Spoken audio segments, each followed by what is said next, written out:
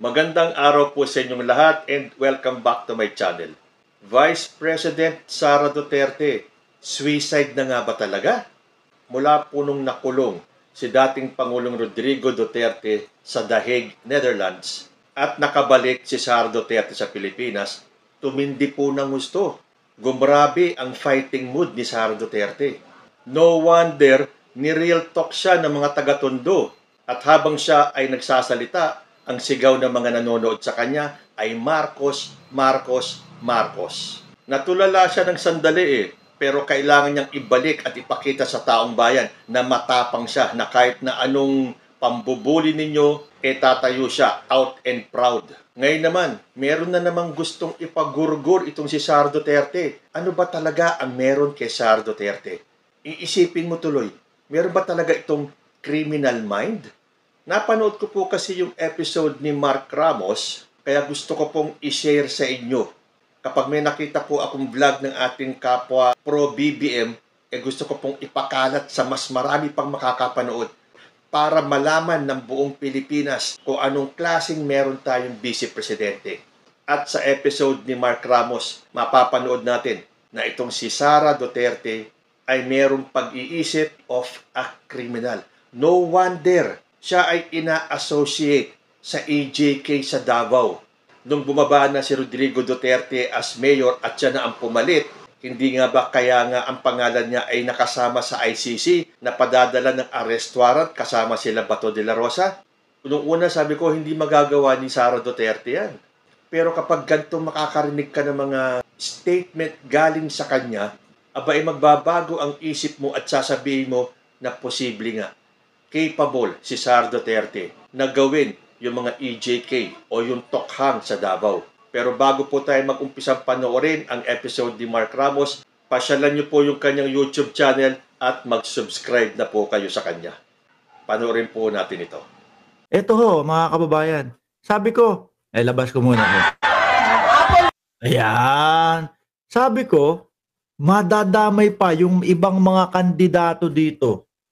Tingin ko madadamay dito yung mga nandyan, yung mga kapartido ni Yorme. Tsaka tingin ko pati si Yorme damay ho dito, no? Yung tatabangan yung mga botante, boto na sana, kaya lang biglang nagbago ang isip. Bakit?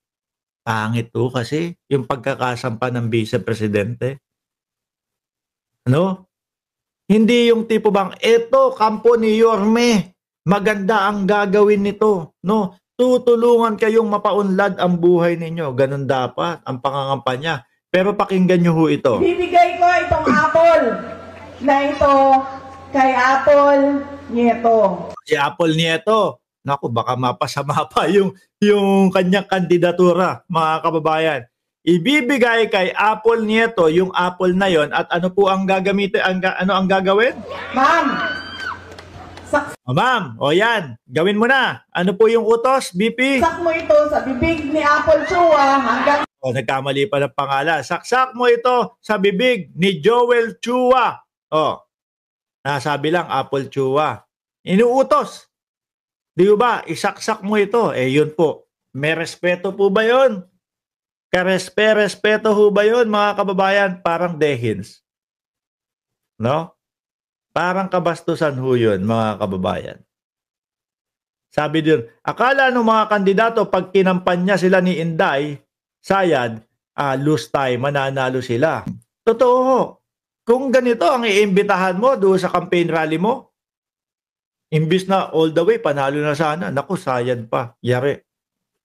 Na nawalan ng gana yung mga boboto sa atin. Isang ulit. Game. Ibibigay ko itong apple na ito kay Apple Nieto. Okay. Ma'am, saksak mo ito sa bibig ni Apple Chua hanggang sa kanyang lalamunan. Ibigay mo itong apple na ito, saksak mo sa bibig ni Joel Chua hanggang sa lalamunan. Hanggang ano po mangyari? Hanggang siya ay mamatay. Apple Narinig niyo ho? Saksak mo sa bibig ni Chua hanggang siya ay mamatay. Di ba? Sir Mark, Mark my words, matatalo ang lineup ni Isko. Mamalasin sila kay Sara at kay Amy. Biruin nyo, mga bossing, yun po ba ang mga dapat nating naririnig sa kampanya? Oh. Sabi ni Zen Nes, maling campaign, dapat ibantong mga to. Killing ang pinag-uusapan. Tapos kapag kaho na imbestigahan, pagka pinaimbestigahan, no, sasabihin niya, naku, kampanya lang, patigan yan, binibigyan nyo ng issue. Sabi ni Lito Flores, minus points sa grupo ni Isko. Kahit saan na lang huy. Ano? Meron silang press conference na ang akala natin sasagot po doon sa confidential funds. Mga kababayan, yung pala ang sasabihin, uhukayin ko yung bangkay ng tatay mo, itatapong ko sa West Philippine Sea. Akalain nyo yun? Hindi mo binigay yung relo, pupugutan kita ng ulo. Sa Pangulo? Di ba? O yung huling press conference, mga kababayan, kasama yung mga vloggers na nando sila. Madilim, ganito daw kadilim, oh. Nandito po ako sa harap ng laptop. Sabi ng Vice Presidente, madilim. Pinatayan po kasi kami ng ilaw.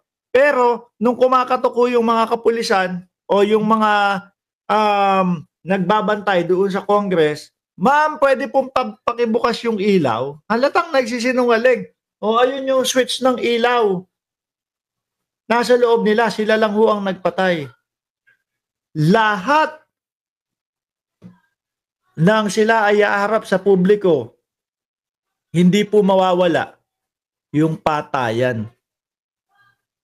Ano po, although alam naman natin, mansanas lang ho yan, mga kababayan, na hindi naman kayang mategi niya si Joel Chua unless na lang kung talagang pumayag siyang isaksak sa bibig niya. Di ba? Unless na lang ko kung ganun. Pero, sila Joel Chua ho, mga bossing, kaya sila iniimbestigahan kasi may nakikita na irregularidad po. No? Yung mga resibo na isinumite ng Office of the Vice President sa COA at isinumite po ng Department of Education sa pamumuno po ni Inday Sara Duterte noong time na yon, mga kababayan, lahat po nung nakita nilang mga pangalan doon sa mga resibo na yon, lahat po nang marinig natin sa kanila, patayan, panay ganun, no? Tuloy natin si Inday, ha? Puro bata pa yata yung mga nandoon, ho. Yung mga ipinasa nila na mga resibo, lahat ho, 129,299 na mga resibo, walang birth certificate, yung mga nakatala doon, yung mga may pangalan doon. Walang certificate of no marriage o senomar. Wala pong death certificate yung mga nakatala doon, mga kababayan. Lahat po yun, questionable. Ano po? Kaya ang ginagawa nila kay Joel Chua, ayan, binabanatan po ng binabanatan. Kaya lang yung pagbanat, ayan, parang sa dating, parang kay Pangulong Bongbong Marcos na din po. Minura, di ba? Wag iboto yung PI na Joel Chua na yan. Ganun.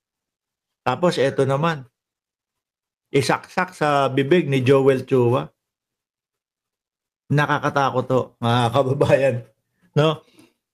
Nakita nyo ang ating Pangulo doon po sa pagdalo sa Vatican.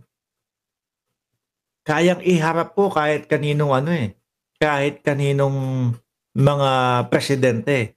Kahit kaninong leader, kayang isabay no? Si Pangulong Bongbong Marcos, ang tanong ho natin, mga bossing, kung sakali po na makalusot, kung sakali lang na makalusot si Inday Sara Duterte, tingin nyo po, kaya nating idikit o itabi kaila President Donald Trump?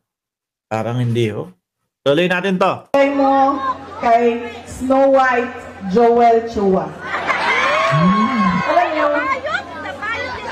Ayan ha, talagang pinangalanan. Snow White, Joel, Chua. Isaksak mo sa bibig ni Snow White, Joel, Chua hanggang mamatay.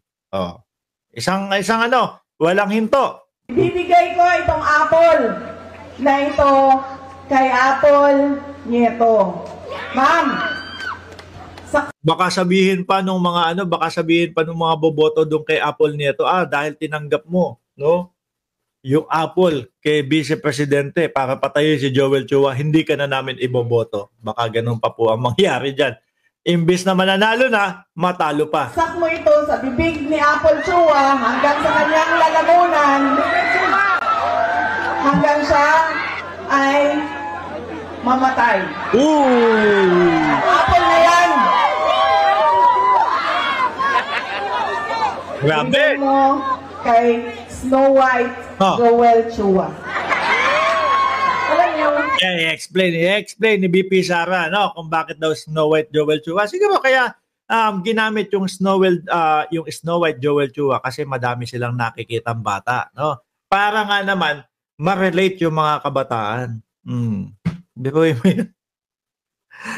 yung tayo ho, mga kababayan, yung kapag kami naririnig tayong mga ganitong mga dahas, rahas, karahasan na mga sinasabi, inilalayo ho natin yung ating mga anak yung mga mahal natin mga chikiting sa buhay. No? Ito mukhang inire-relate pa dahil may mga kabataan, sige, Snow White, gawin natin Snow White. O ano ang gagawin kay Snow White?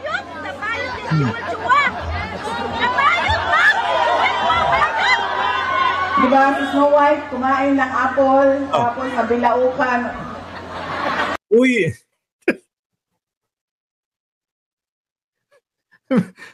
Mukhang ibang Snow White yung mukhang ibang Snow White yung napanood o yung nabasa ni BP Sara Duterte Hindi naman ho nabilaukan si Snow White, di ba? Yung apple, alam ko may lason. Ano kayang Snow White yung pinanood ni Inday Sara Duterte? Ulitin natin. Di ba si Snow White kumain ng apple, tapos nabilaukan. Apple yan. Hindi. Yung alam ko yung apple, may lason. Hindi na bilaukan, BP. Bigay mo yan sa kanya. Saksak mo yan doon sa bibig niya.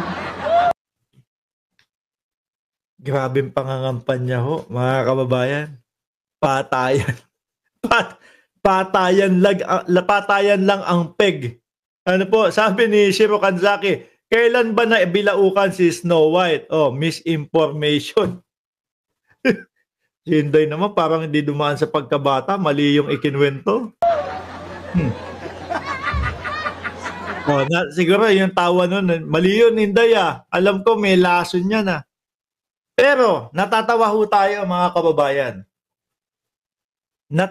Sabi ni Rob Mapalad, tumindig lang sa tama si Chua sa Quadcom. Correct ko. Natatawa ho tayo mga kababayan kung paano yung style nila. No? Kung paano mangampanya. Pero lugi po ang Pilipinas dyan, mga bossing. Wala po tayong mapapala kundi ang pagganti, no? Yung galit sa puso, yung hindi nila o yung makatakas sila na sagutin kung ano yung mga ini-issue sa kanila, lugi po ang Pilipinas, mga kababayan. Kaya eto po, malapit na ang halalan. Bumoto ho tayo, no? Nung mga tao, nung mga kumakandidato na alam natin na talagang tutulong at nakapokus sa bansang Pilipinas. Hindi po nakapokus isalba si BP Sara, pauwiin si dating Pangulong Duterte. No? Yung nakapokus po para iangat ang bansang Pilipinas. Hindi ba kayo kikilabutan yan? Dinadaan niya sa mga pabiro-biro. Pero kung pagmamasdan yung mabuti ang kanyang mata at ang kanyang pagkilos, there is really something wrong with Sara Duterte's mind. Hindi ba inisa-isa na ni Mark Ramos yung mga statement ni Sara Duterte doon sa pagpugot ng ulo, doon sa paghukay kay Apo Lakay, doon sa pagbanta sa buhay ng ating presidente? Ngayon naman, yung Mansanas gusto niyang mabilaukan si Joel Chua at kapag nabilaukan, dedo. Nakalimutan pa rin nga ni Sarah na hindi po yun ang istorya ni Snow White. Meron pong lason yung mansanas. Yun po ang nagpatulog kay Snow White. Hindi po siya na dedo. Tapos anong gustong mangyari ni Sara Duterte? Gagawin pa niyang kriminal itong si Apple Nieto? Hindi ba? Nakakatakot po kapag si Sara Duterte ang ginawa niyong presidente. Ubos lahat ng kalaban. Lahat ng hindi aayon sa kanya. Lahat ng babatiko sa kanya. Lahat ng maninira sa pangalan niya. Pinalalabas niya kasi na sinisiraan ng mga kongresista si Sara Duterte. Sinira daw ang kanyang pangalan. Hindi naman sinira yun eh. Inilabas ng mga kongresista natin ang mga nangyari nung siya ay nakaupo pa sa DepEd at kung ano ang mga anomalya sa OVP. So ano ang paninira doon? Ang paninira ay ang ginagawa ni Sara Duterte. Dadayo pa siya rito sa Manila para siraan yung mga nakaupong kongresista. At hindi lang basta paninira, character assassination ang ginagawa ni Sara Duterte. Naalala ko tuloy yung kampanya noong 2022. Yung kalaban ni President Bongbong Marcos, puro character assassination. Pakalat ng black propaganda, negative campaigning. O ano nangyari? Sino ang presidente natin ngayon? Si Bongbong Marcos. Well, better kung may kumausap dito kay Sara, baguhin yung kanyang kampanya dahil hindi po uubra sa taong bayan yung ganyang klaseng pamumulitika, yung ganyang klase ng pangangampanya. Sa bagay, bayaan po natin siya. Sino ba ang sinisira ni Sara Duterte? Yung mga kandidato nila sa PDP at dito sa mga ini-endorso niyang kandidato. Lalo na itong mga kandidato ni Isko Moreno. Nako, daw kayo. Kapag hindi kayo nanalo, alam nyo na kung ano ang dahilan. Sa ginagawa ni Sara Duterte sa sarili niya, yes po, dahil yung ginagawa niya ay ikinasisira ng sarili niya. Hindi po ng mga taong sinisiraan niya.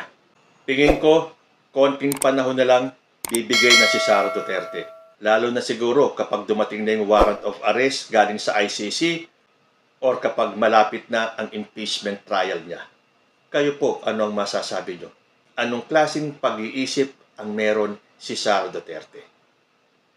Comment lang po down below and I will see you in my next video. Diyos ti Agmina.